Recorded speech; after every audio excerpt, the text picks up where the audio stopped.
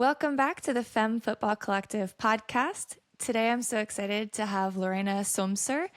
Lorena was born and raised in Bavaria, and she brings both a German precision and a down-to-earth sense of humor to her work, something her players affectionately tease as her German side coming out when she gets too serious. Of a lifelong sports lover with a strong passion for basketball and a true ski bum at heart, she even spent several years volunteering at World Cup ski races before stepping into the world of football.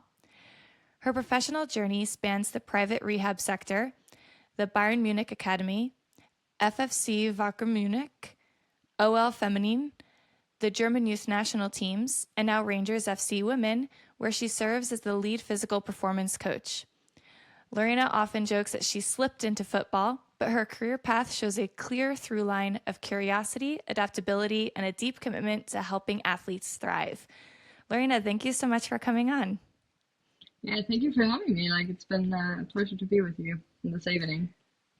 Great. So can you start off by just explaining kind of what you mean by you slipped into football and maybe your first entryway into working in football and how you've gotten to where you are?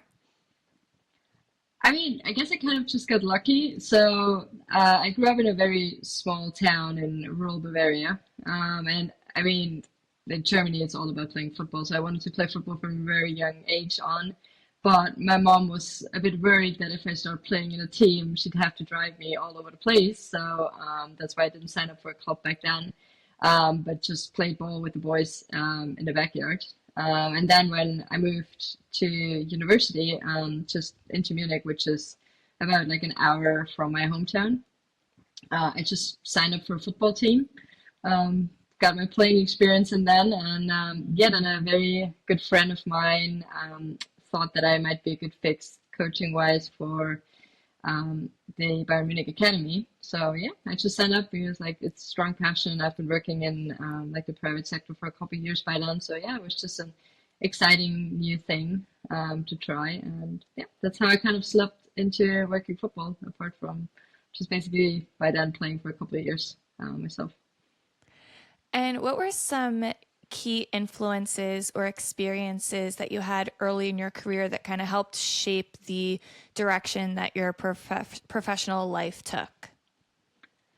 Um, yeah, that's actually a pretty good question. I count myself very lucky to have a very, very good group of people in my, a lot of people say networking environment, but I think it's a lot more than just networking and knocking on doors. That's I just found guidance from very early on in my career, saying this friend of mine who got me my first job, and that was basically the year before COVID. And then as COVID hit, I think this was one of the well most influential parts in my coaching career because I got lucky enough over another friend to connect with Evie Casagrande, and I think everybody in the environment knows Evie, because I basically slid in her DMs because I loved what she was doing with Orlando Pride at that time and just all like Zoom session coaching, and I tried to be as creative as she was at that point with the academy teams that I was coaching at that point, and yeah, it just went on from there. So yeah, I just got so lucky with where I am right now. So appreciating that. What I'm super curious to learn about from you is you've worked in Germany within the national team structure. You've worked in France. Now you're working in Scotland. So I'd love to hear about all of those different experiences and maybe some commonalities and differences between them and what you've learned about along the way. So can you start by talking us through your experience within the German national team structure when you were with the U20 and U23 squads? Yeah, I never really pictured myself in a national team environment just because it's so like different to a club environment. But then I got lucky enough to got offered a job with the under 20s at the time, sorry, going straight into the World Cup in Colombia by that time. So I thought it was like a massive honor to be able to represent your own country at a World Cup stage, even if it's just from a coaching side, but also as a challenge to be in this tournament environment and going into the tournament prep as well. And then also being a part of the transition from an under 20s squad to an under 23s, because in Europe, there's not a real structure of like under 20s. So this team only exists when the under 19s the year before qualify for the World Cup through the Euros. And now just like guiding this team with a bunch of basically young professionals, like all of them are in Bundesliga team environments, or one was even playing in Sweden professionally. And then just working those challenges with the club communication as well, and then with those kind of players as well who are not exposed to a lot of playing minutes in the teams and the club setting, but now expected to play starters in the national team. And then again, this transition with the under 23s, where all of a sudden you have this young under 20s players, but also getting in a bunch of older players who are in the extended squad of the seniors national team. So yeah, that's kind of like a challenge that I just really love to embrace, and I enjoy my time there so much. Like, it's such a good group of people, and also this, like, again, this pride in representing your country. I think it's very special. And yeah, it's just this like challenge of going from camp to camp, but also handling the load and just the communication side and organization part of things outside of camp. That's just so, it got me such an opportunity to learn and grow with it, and learning just the fine details, and seeing kind of both sides of the same coin when it comes to supporting an athlete as well, because it's never just the club or the national team, but you kind of have to find a way combining the two of them to support the athletes to their best abilities. And that's something that was so influential in that short but very influential period of my career so far. And so when you were with the German national teams, the players you mentioned were already playing professionally, and you talked about having to communicate and cooperate with the club teams to help take care of the player, right? Make sure that they weren't being over underloaded and they're physically prepared enough. So that's a topic that comes up pretty often, is that communication and collaboration piece between national teams and club teams. And I can imagine that at U20, U23 level, it might be even more difficult. Can you talk through how you stayed on top of players when they were off with their club teams, how you ended up sharing and getting some of the data from the club teams, how you shared information back to them once a player left national team duty, and what that process looked like for you? Yeah, so when I first got in, it was a bit like challenging because European club football was just out of season. So it was like the first, second week being off season, and then going into a camp where as well, like the senior national team players have also been at camp. So what I tried to create in this first camp that I was with the team was just to reach out to each coach individually, because I also came out straight from club, so I didn't really have this like preparation period going into my first camp actually. And then I just made sure to communicate. Like I actually phoned every one of the S&C coaches of the teams that were there, and it was, I think that was a good first connection as well, because then you have a voice to the person as well. Obviously, being involved in German women's football for a couple of years, I knew some of the people as well, which was beneficial. But then I was also saying, hey, I'm happy to share whatever you prefer. And this first connection, I think, was really important, just so you're actually, again, like you kind of build up a relationship again. And then I was also setting them down. It's like, okay, this is where we're going. The only way we can work as well with like the whole schedule, with basically the World Cup being in the middle of the first weeks of the new season and everything, and with the clubs basically relying on those young players, because a lot of the players were away for the Olympics or just basically all over the place. It was necessary to find that good communication right away. And so it's like, okay, this is what I expect from data. This is how I wish we could change exchanges as well. But then I also try to meet them as much halfway as I can. I was saying, okay, by this communication and by this phone call, I vow to you that you get the information that you wish as well, um, because it doesn't work if it's just one way. So I think it was really helpful. And then again, going into that preparation for the World Cup, we basically split the country in half. So me and another colleague were in charge of the players in South Germany, whereas our head coach and the other assistant coach were in charge of the players North Germany in club visits and everything. So we really made sure to also go to some of the test games and just speak with the coaching staff there as well, and then also support the players to show that we're actually there. There's not just that phone call every once in a while. And yeah, that worked extremely well, I think. But also, I think that the club experience that I already had kind of eased up the way a bit because I knew the expectations that the club had towards the national team. So I felt like I could kind of play the game a bit different than if it was just from a national team environment. And yeah, after camp, I was just making sure that our data analyst is sending the data back immediately, even if it's just the GPS data, because this is like one of the most frustrating points, I think, from a club sector, that it takes days for the data to come back, even though the players are back already. So I just tried to get that done immediately, and then again followed up via an email or a phone call, but also used templates. So we had everything in like a PDF document, the whole schedule, what they did in gym work, etc. And yeah, so again, it was very, very helpful. And I think the clubs appreciated that kind of like professionalism as well, because that again helps them more in the load management and have more detailed work in that as well.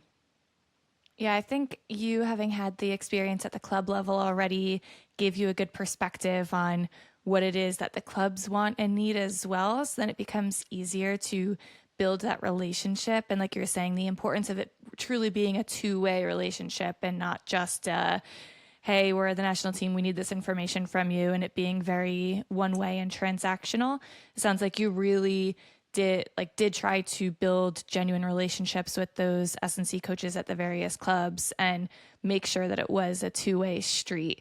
So on that note then, how was it working with players who were transitioning from maybe U20, U23s into the full senior national team, and then vice versa, maybe part of that extended national team pool of players who would come down and do camps with U23s? What did that look like internally with players kind of going back and forth in transition from U23s to full senior team? Yeah, I mean, one of the main things that we had to pay attention, I think that goes without saying, is just that level of professionalism and that level of expectations that the players had. And that's luckily also based on just the growth in women's football and the growth of professionalism in women's football, so that the standards of the players and the expectations of the players that they have towards their coaching staff, towards the environment, is just on a much higher level. So we had to like basically show up every day and perform as best as we could, but also be able to accommodate a bit better towards the needs of the athletes. I mean, it's with the under 20s, I found it slightly easier because you basically had a big pool of players who were not really playing a lot. So they were just like training, maintaining. They have their like regular gym workout, but then you're going into the under 23s where you have regular senior players who play 90 minutes every weekend. And then they go to camp and half of your squad is playing, half of your squad is not, and half of your squad is 25 plus with years of experience, and the other ones are 19-year-old kids. So just managing that a bit as well. It's just very, very individual. And also making time for things like prep or post-training recovery, just stuff like that was just on a different level than was with the under 20s. But again, this is like a great learning opportunity for me as well at that moment. So yeah. In that setting where, like you're saying, there's players who are maybe not getting a ton of minutes with their club team, not playing a lot, and there can be younger players, there can be players with a much higher training age. How do you go about supporting the physical development of players with such a wide variety of backgrounds and training experiences and load throughout the season, particularly within a national team setting where you don't have them all the time, you have them for brief periods in camp? What's your philosophy and approach to physical development and player readiness in that setting?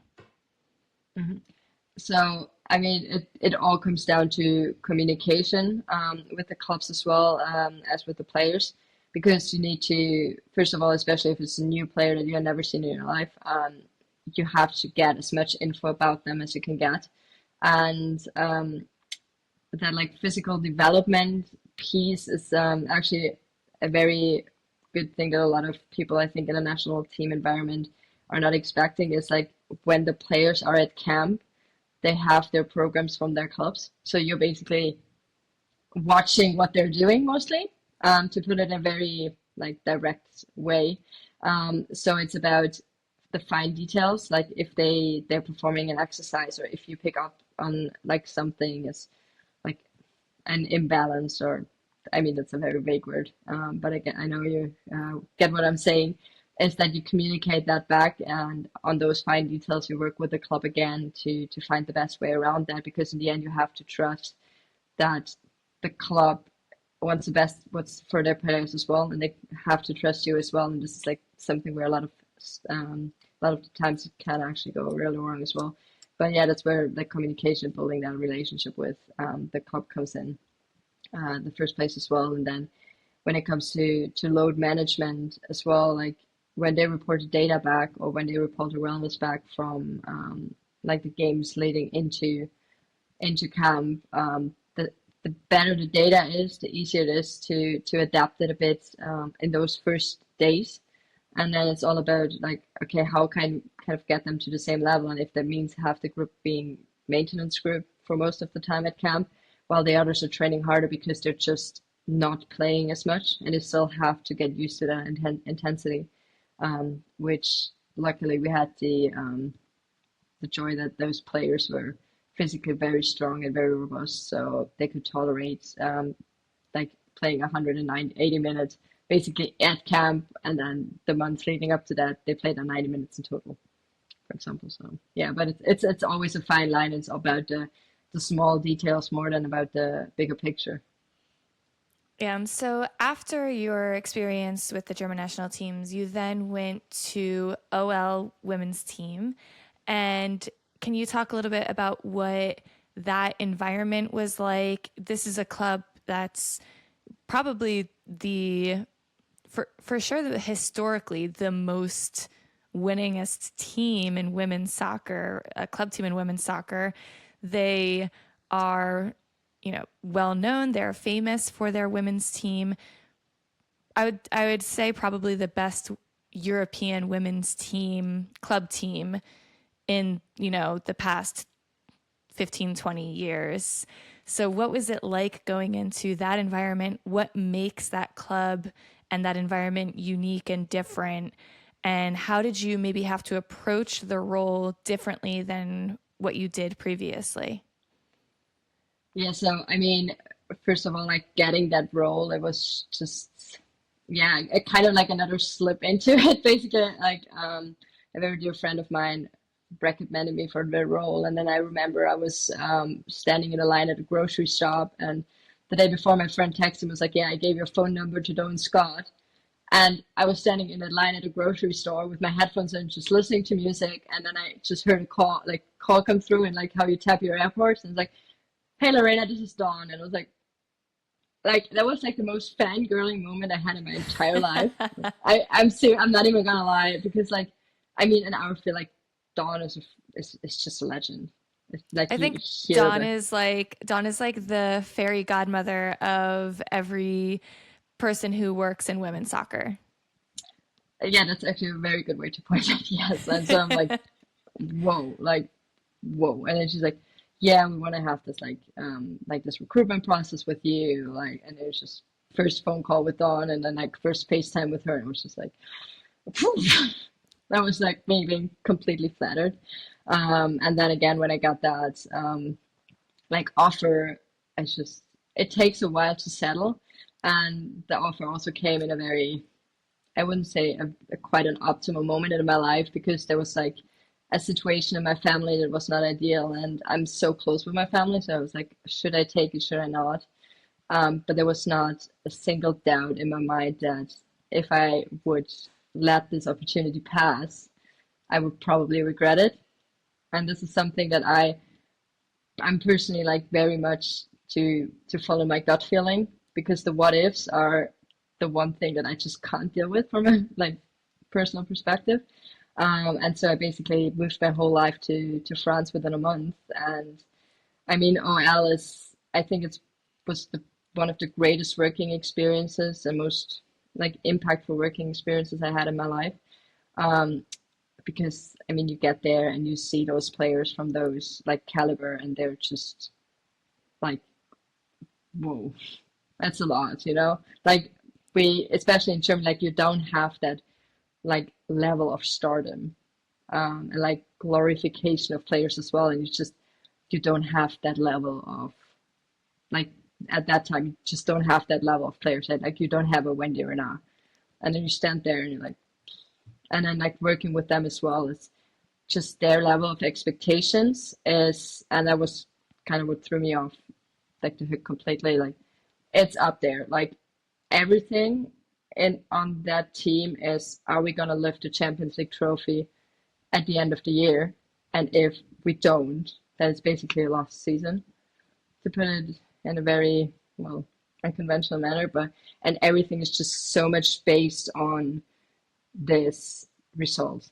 Like how, what can we do in every kind of way to lift that trophy end of the May? And yeah, it's everything is just so much detailed on that.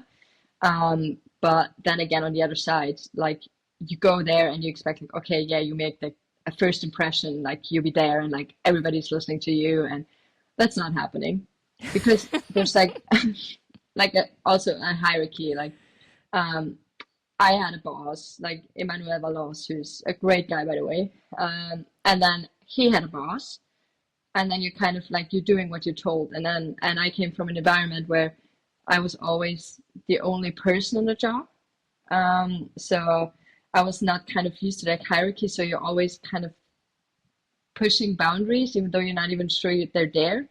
And this is kind of like well, personal relationship situation again, where it can become a bit tricky, um, as well. So it took a bit to be settled in that environment as well. But yeah, it's like OL is again one of the greatest learning opportunities I had in my life, and I'm very grateful to have that opportunity.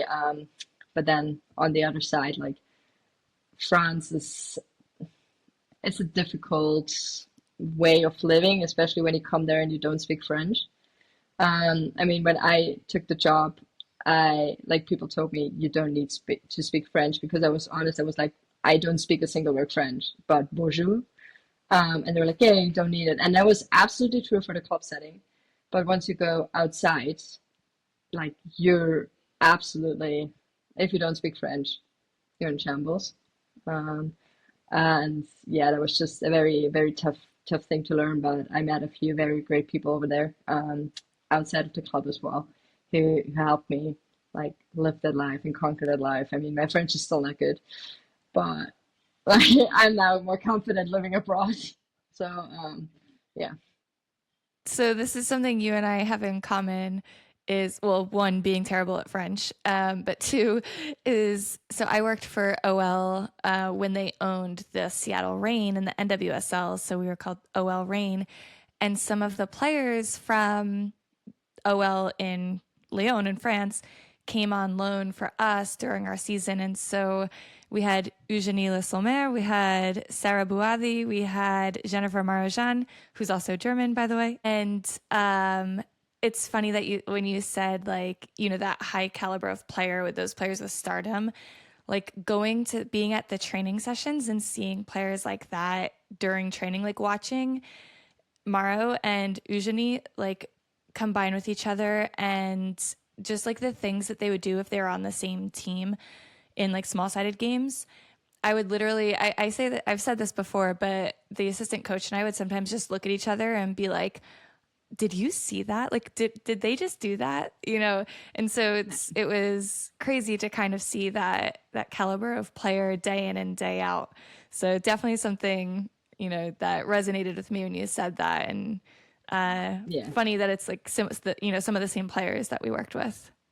Yeah, and also like touching on that, like just that level in training itself, like the quality there is so high. Like you don't know until you actually see that. Like they also demand so much from their teammates as well, which I mean, the team itself, they had players being in this team for years, I think. I'm pretty sure Wendy Renard made like 20 years in the team right now, last year, but it's just they are in this position for that many years because of the work they put in, because of obviously the talent that they are, but also because of what they demand and how much they're actually willing to put in the work to be on that level. And this is something that I admire so much because, especially nowadays, I feel like there's this little transition where when players actually make it pro, they're like, oh yeah, I came from the academy. Like I'm already this Wendy Renard character or this Marushan or Eugenie or wherever, but they don't see the years and the work and the tears and the blood that they shed to get to that point. And it's just like, yeah, seeing that was, like you said, just mind blowing. And then you go out and, I mean, Maro is like one of the best people I've met in my life, and Wendy. So Yes. no, Yeah, I Maro just is genuinely one of, and Eugenie is like some of the best, just like humans that you'll ever meet. And yeah, then to see them on the pitch, and you're just like, God, how is somebody that good? 100%. And now you have like the players that like I was working with most of my career, like their idols are those OL players, and it's just Yep. it's wild. Like it's just Yeah. wild. Like I'm still kind of not over that, but yeah, it's just yeah, it's crazy. And So yeah, that was something. what was the culture in the team around gym sessions? You know, I know that working in the US, we get players from all over the world, and there are some slight cultural differences in how players perceive and think about gym sessions and their expectations for that. So, what was the culture at OL for those gym sessions for players?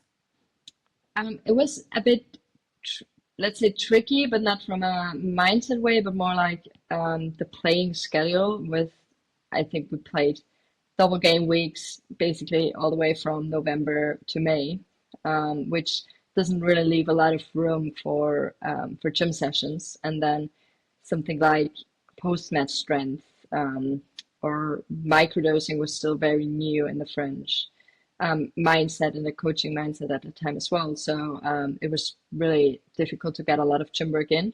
But obviously, when there was gym work, they put in the work, but you could see this difference between players like Lindsay Horan, Heaps, the married Yeah. one, Yeah. and Vanessa Heaps now, but Sheehan, yeah.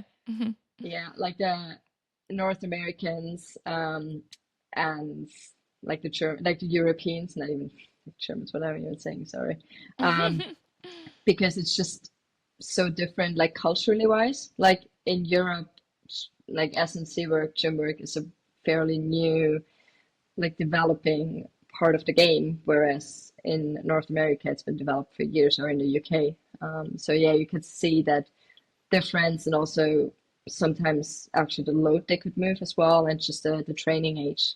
But yeah, the mindset was there when it was a possibility, but yeah, the possibilities were very rare. So if you don't get the work done in preseason and the early stages of the season, there's no way you can like deal with the season the way it is for teams like OL or Barcelona, um, with like no gym work throughout the rest of the season. Yeah, so it sounds like your approach to it was kind of because there's most weeks are 2 games per week. It's building up in preseason as much as you can and using that off season as well, and then trying to microdose when you can throughout the season. Is that accurate? Mostly, yeah.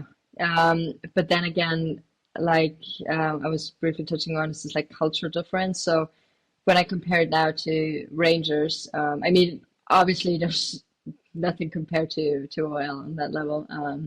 But the Scottish League kind of goes into it's it's a different kind of playoff system if you want to compare it. So basically, you play a regular season and then you split the league into the top six and the bottom six, and then they play their little league, which basically leaves double game weeks all the way from March to May. And here in Scotland, it's just no way, like it doesn't go around with like, okay, gym work still has to be done, and even if it's post-match strength. So there's no discussion point around this, but also because it's so like embedded in, I think, the culture or in the strategy of the club, um, that this is just a thing that you have to do to be more resilient throughout the games. Because obviously, going into that split, the oppositions that you play are the best in your league. So you're not playing those teams that are semi-professional or part-time professionals, but you're playing Celtic, you're playing Hearts of Midlothian every weekend. So yeah, I think it's just also a bit of like again cultural thing. So yeah, so explain to me the transition from working at OL to then going to Rangers in the Scottish League. How did that come up and when did that start? Um, I mean, it was actually like I just saw the ad on LinkedIn, to be fair, and I was connected with the sports scientist from the men's team via LinkedIn as well. And for like EU citizens, it's very hard now these days to get a job in UK because of Brexit and visa regulations and everything. So basically, if you want to go apply over the job portal that the clubs have, there's this question: do you have a valid visa? And you have to click no, and that's when you're out. So I just basically sent in my CV and was like, hey, I'm leaving OL. I'm very interested in job. I think this is something that I could be very supportive like of as well and benefit from. Like the club could benefit from my experience. And he just forwarded it, and that's how I kind of got the job. So and I'm loving it. Like Scotland or Scottish people are just very brilliant people. And itself, the club environment is very open, very friendly as well, very progressive in the way they treat the women's team as well. So in terms of like them being equal, especially since like women's football, and then again in Scotland, where you have like a couple people watching the women's game at a time for the men's team to support them, or like from the club side to support them the way that Rangers does is really positive. So, for example, we play this season, I think we played half of our home games at the men's stadium already, where it was like two games last season. So yeah, it's like a great experience. And then again, like breaking, obviously the Scottish League isn't the best. I mean, that's just hard facts, but I think the professionalism and the challenge for me as a strength and conditioning coach comes from the people that I work with as well, and the playing squad and the coaching staff that we have, and the environment of the people at the club as well. It's just so like professional, like they want to be the best version of themselves every single day. They show up and put in the work every single day.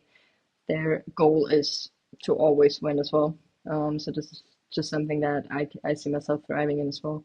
And that, yeah, that makes me enjoy it so much with them. And yeah, I wouldn't miss it right now in the world. So yeah, very happy to be here.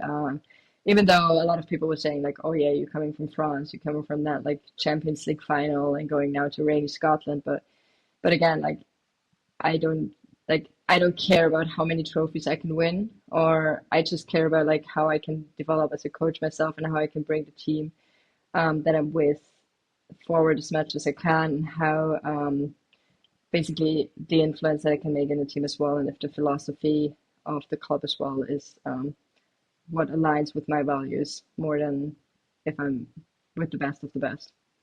So is that what drew you to the role at Rangers, was kind of reading a bit about the club's philosophy and values and kind of their ethos and feeling like that resonated with you, or was it something else that drew you to the role? It was I mean, I was seeing that also as like the next step of my career, going into this like the lead role as well. I mean, even though I've been with the national team before and I had like a lead role, it was basically me being the only person, so there's not much to lead on that. But yeah, that was something that really resonated with me as well. But then, well, basically, as you said, the philosophy of the club, and then Rangers is like one of the big names in European football. But then when I had the first conversation with Jamie Ramsden, so the head of performance for the entire club, just the way he presented the strategy that the performance department has for the entire club, men's side, boys academy, girls academy, and the women's side, was just resonating with me so much that I wanted to be part of this project, and also of like the project of the women's team to be successful, first of all in Scotland, but then further down the road in Europe. So yeah, that's just what drew me there. So, as now you've stepped into this lead physical performance role, what are some of the things that you found you had to upskill in or develop, or things that you, strengths of yours that you had to utilize that maybe you hadn't had to before as an S&C coach, or be leading a team of one, of just being by yourself in the German squad? What differences in how you approached the job were there when you stepped into this now leadership position? I mean, again, it's a totally different environment. So you have to adapt into a new country, into a new culture. Um, at the beginning, the dialect was a bit of a challenge, but the girls, they were so kind of trying to speak slow. They weren't always successful, but I put in the work and it's getting better. Um, but no, it was just like having this group of people to work with, and then also guiding responsibilities, that you're not like overpowering everybody, and that you're not like basically doing all the work, because you have your colleagues that are there to support your work as well.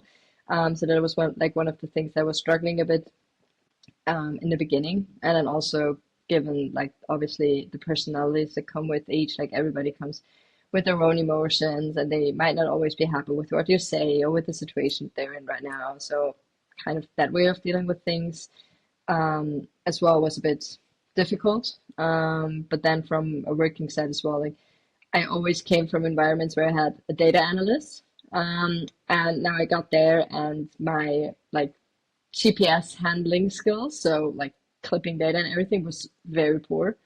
And I was just able to read the data, so I had to relearn everything. It was a bit challenging, but we got there eventually, with a lot of calls to catapult. I'm pretty sure our guy is a bit sick of my voice by that point, but no, but yeah, I would say those are like the main challenges, and then just periodization going into the split. That's like what we call this like separation of the league. It's just something that's not a thing in Europe in general. So that was like, okay, what's going on? But then you still end up having so many games. So at the end of the season last year, we had, I think, 2 games shy of FC Barcelona.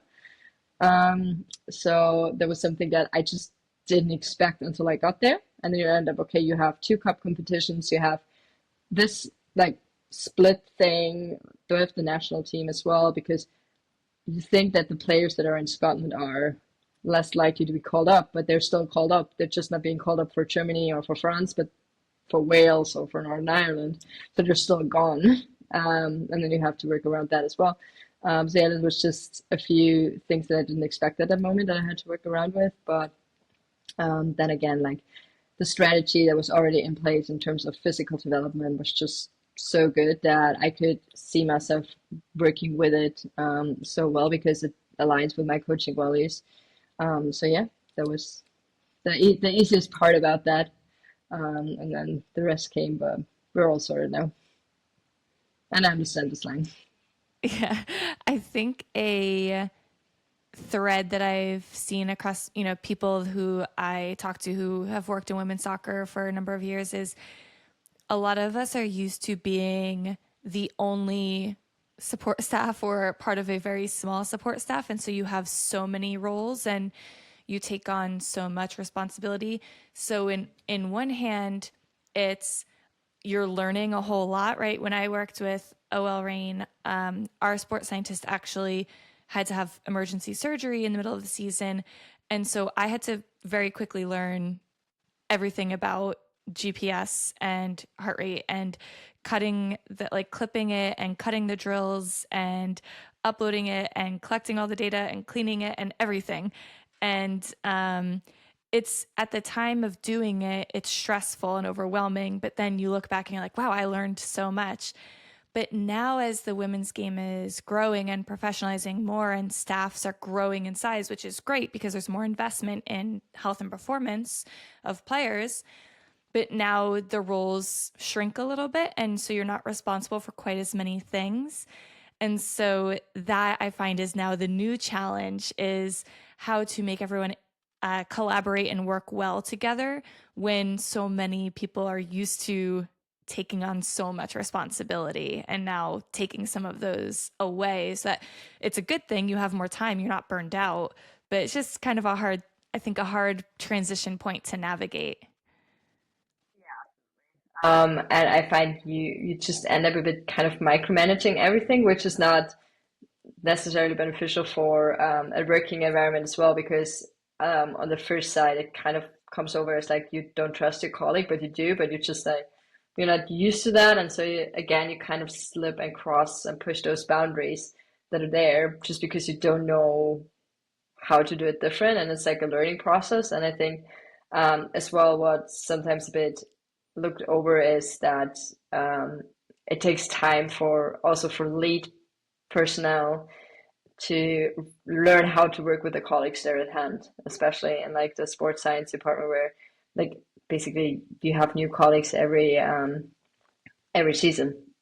So yeah, having to that relearn process is definitely something that is always looked over. And then like again with like there's also the kind of like the middle person between like the coaching staff and like the players. And then again, when the coaching staff is changing, that's influencing you and that's influencing the players, but you like it's still you being the middle person, and then it's just yeah, a lot of layers that are not seen when you first yeah, think of it.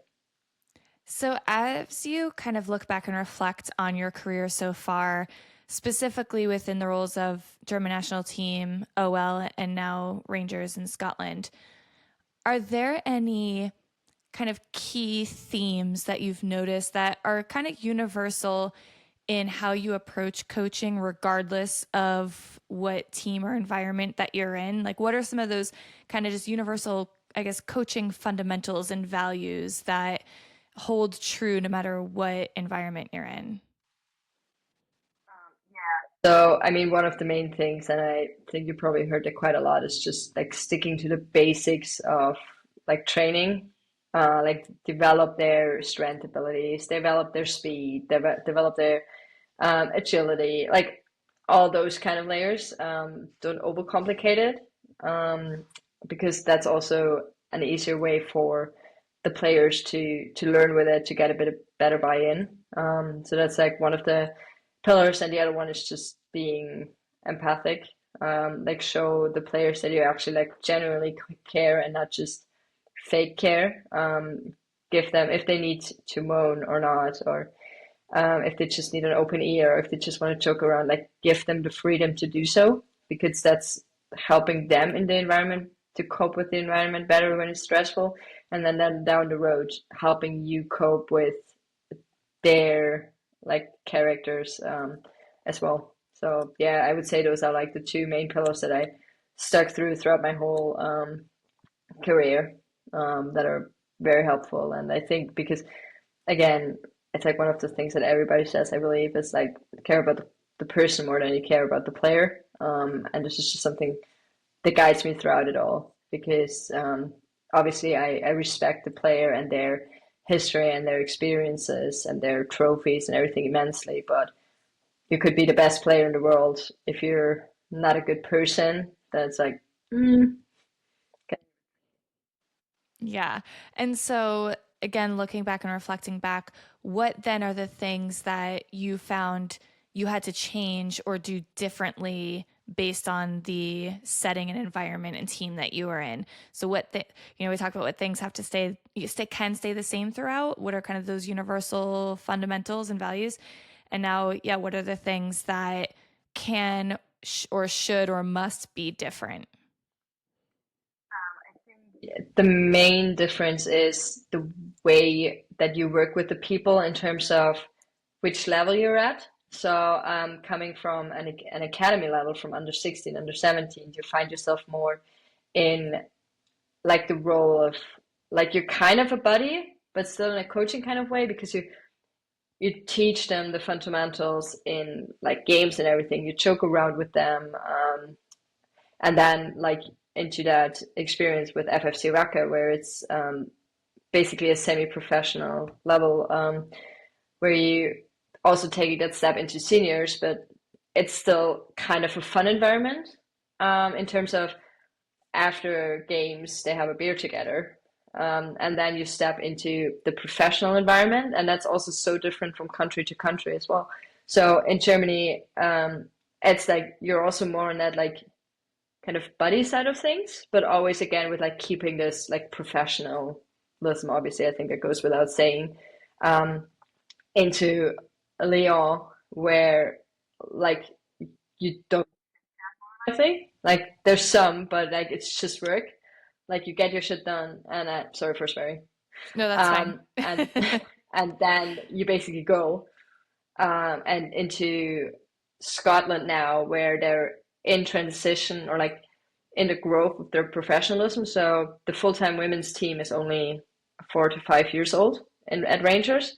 So they're still in this like, okay, they didn't really like, obviously they had good coaches, but there was like semi-professionalism, more players like from the academy, younger squads, people with less of a drive to be like the best coach for that team with like those expectations where they just see it as like a fun job, or maybe it's a side gig for them, to now, okay, this is the environment, this is where we want to get, this is how we get there, but that also means I'm not going to get a coffee with you. So it's like very strict about like setting boundaries as well, because things have been crossed in the path previously, which didn't really align with the sporting director as well. So yeah, that's just gonna change. So I mean, that doesn't mean that you still can't be their buddy in a gym where you joke around with them, where they tease you, where they can play live music or be crazy or moan at you or whatever. But that's job. And then when you go home, that's where you're by yourself. Like there's no like I said, I'm not gonna get a coffee with you. So yeah, Yeah, I think that's a the really difference. good, like, important distinction to make is you can joke around with them and have a laugh, have a good time, be there for them, support them when you're there at the job. But then that's the line, right? Like that's where it ends. Is when you leave the building, you're no longer at work, you're not friends, you're not going and hanging out. And such a good point about understanding the culture of where you're at and then just kind of adapting and tailoring the interrelational aspects of the job based on the culture of the setting that you're in. I think that's a really good point. So, Lorena, I can't let you go without asking you my two rapid fire questions that every guest answers. So, the first question, and they're both more just kind of like fill in the blanks. And so, the first question is, I wish that everyone in women's soccer or everyone working in women's soccer knew this about the physical development of female players. To answer. Sorry, what was that? I was saying there was not a rapid question to answer. Like the answer is not quick on it. Um,